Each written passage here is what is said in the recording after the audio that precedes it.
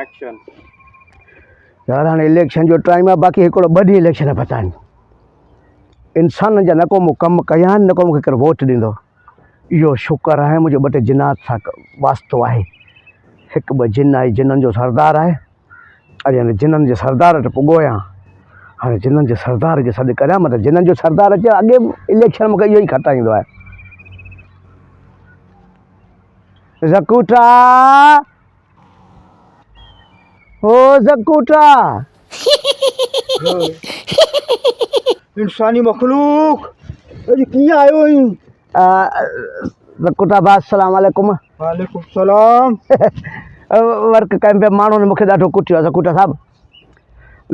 थोरो ओरियां अचो न मुंहिंजी भर में बि मूंखे ॾाढा वणंदा आहियो असां लाइ कहिड़ो हुकुम आहे? हुकम इहो ई आहे सुभाणे परी इलेक्शन आहे ज़कूटा ॾाढो परेशान आहियां इंसाननि मूंखे ॾाढो सतायो आहे ज़कूटा मूं तुंहिंजे करे छा छा कोन कयो आहे असांजा कहिड़ा कम तो कया आहिनि? अवां जे लाइ मूं इहे कम कया आहिनि स्कूल वीरान कयमि ऐं ई वेठा आहियो अस्पताल वीरान कयमि ऐं ई वेठा आहियो जेके असांजी सरकारी ऑफिसूं आहिनि से सभु में वीरान कंहिंजे लाइ कयूं आहिनि अवां लाइ कया ऐं स्कूलनि जा हॉस्टल हूंदा हुआ अॻे हूंदा हुआ असां ठाराया कोन अव्हां जे लाइ छॾियासीं त ऐं सुकून सां रहो इंसानी मखलूक इहे वाक़े तुंहिंजा थोरा असां ते वॾा आहिनि ऐं असां अॻे बि तुंहिंजी मदद कई हुई ऐं तो वाक़े असां सां निभायो आहे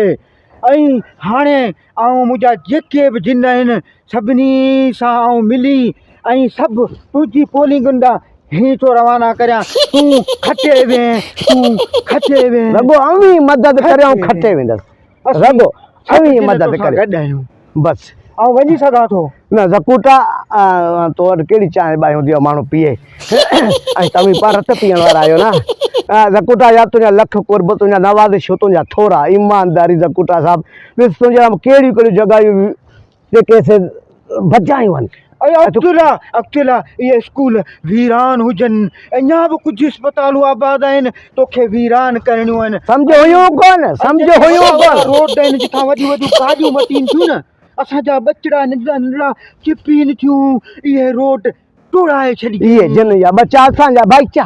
जिन या बच्चा सॼी ज़िंदगी ते हुकूमत तुंहिंजी हूंदी असांजो इहो जिन्नात जो तोसां वाइदो आहे बसि मूंखे दुआ जो हथ हणी छॾे ज़कूटा जिन अहिड़ा धक थो हणी खुलायो कसम